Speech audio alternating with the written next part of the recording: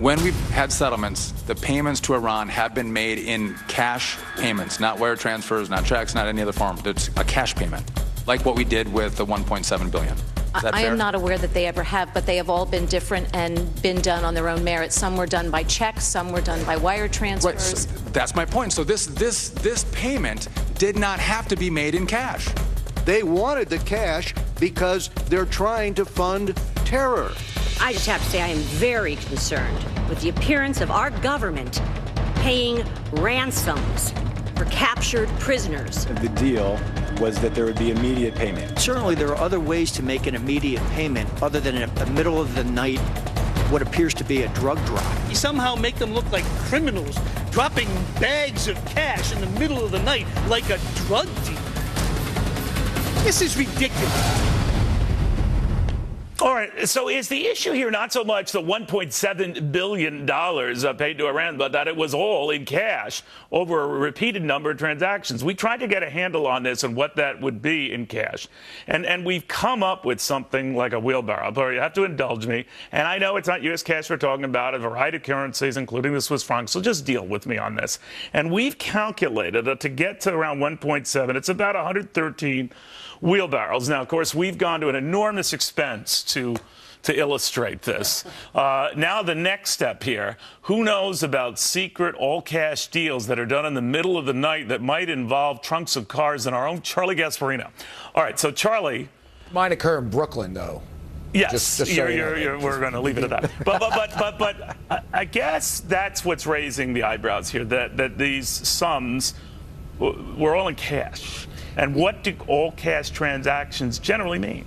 Yeah, I mean, it's usually looking to hide stuff. I mean, listen, I used to eat on Mulberry Street back in the 80s. I still do, by the way. But back in the 80s, all the restaurants on Mulberry Street, that's Little Italy, if you don't know, used to be cash-only places. Okay, there was a big reason for that, because the various mob families own pieces of these restaurants. I mean, there's no doubt about that. And if you talk to any banker, anybody who knows anything about banking, you know, people aren't walking around with like wheelbarrows full of cash and demanding that giving it to the bank or taking it out of the bank, you know, $1 million in cash. That sets off all sorts of alarms because you can't trace this stuff. And that's what this is all about. I mean, this is all about, if you gave them a check, the check was made out to the Ayatollah Khomeini or whoever, to get that check gets cashed, money gets dispersed through the banking system, and it makes it to Hamas.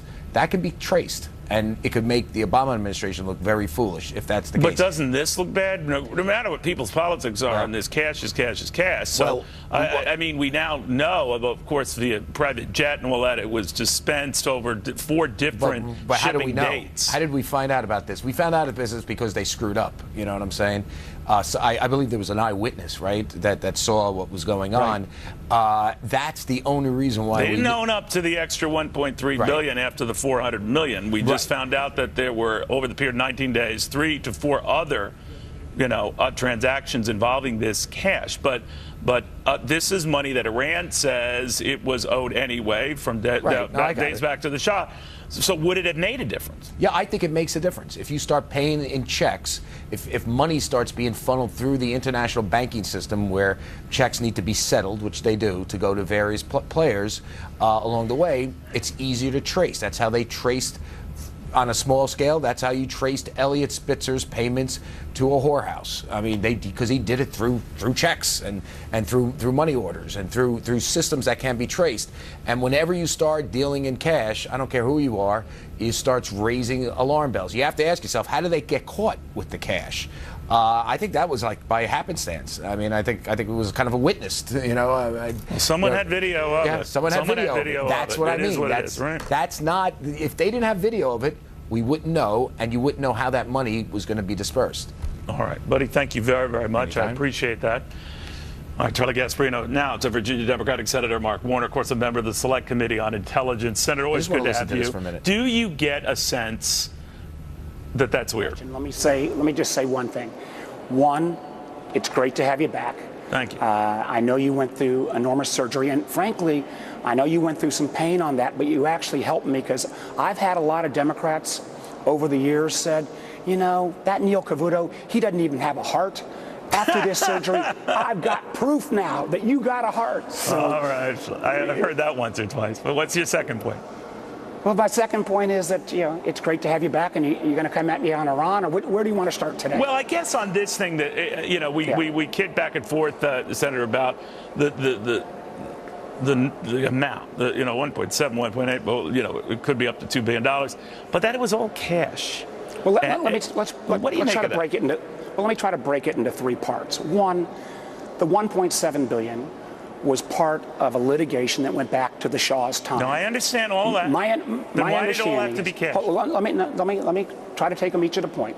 My understanding is if this had been fully litigated through the courts, we might have lost up to $10 billion. So we could argue should have been 1.7, 1.4, but this was money that was going to get resolved one way or the other. It was actually Iranian money that was owed to them for things they'd already purchased. I know all that. We've been reporting about, that's number one. It's cash. The second piece on the cash piece, I think you got, that's something I got to find an answer to. I would imagine that part of that is because we still have in place a number of sanctions around banking sanctions with the whole SWIFT system. Now, I want to make sure that I got my facts straight here. So, I will get back to you after I had that full brief. We just got back this week. Do you think it's ransom, Senator? Do you think it's cash and you don't think it's ransom? No, I don't. I do not. I tell you one thing. If we want to do something to continue to keep the pressure on Iran, what we ought to do is go ahead and pass the bill that I'm on, and it's bipartisan, and reinstitute the Iran Sanctions Act to make sure that all of their other bad behavior we keep sanctions on for another 10 years. Let's not just, relitigate the money that was owed to them. But it is an important distinction, right? It's not a right or left issue to me. I guess because I follow money here. I always want to follow how it goes from one person to another.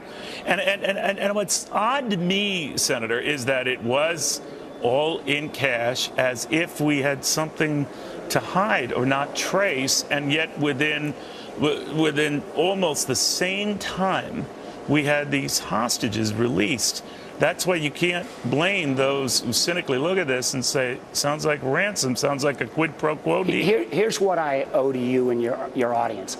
My understanding, but I want to make sure of this, is that because the banking sanctions were still in place, that this was one of the only delivery mechanisms. Now, let me check that out. I'll come back on your show and no, you might be right. And I've heard that you could do this through third-party sources or deal with the Swiss through their, banking system to get this out there. And you might be right. I don't know what's accurate. What I do know is that this was so cash. I just want to be clear on this. If it was so cash and they were entitled to this money, and technically going back to the days of the Shah, this was one of the agreed-upon tenets of that deal to give them that money, and that's fine. Despite people's views on this, it was brokered into the deal, that it was timed around the release of these hostages, which got some people alarmed that we had just paid for those hostages' release. No, hey, listen, I thought the timing was unusual. I will say this, that one of the reasons the sanctions were effective was that the SWIFT system, which you know about, most of your listeners don't, which is the kind of international banking network, we had really clamped down on funds to Iran. And what I got to find for you is whether those sanctions were still in place so that you couldn't send it through the existing system. But fair question. All right. And you had a fair point that I have a heart. All right, Senator, always good seeing you. See, I got to take that to all my Democratic friends. Yeah, well, it's apparently a long line. All right, thank you, sir. Very good seeing you.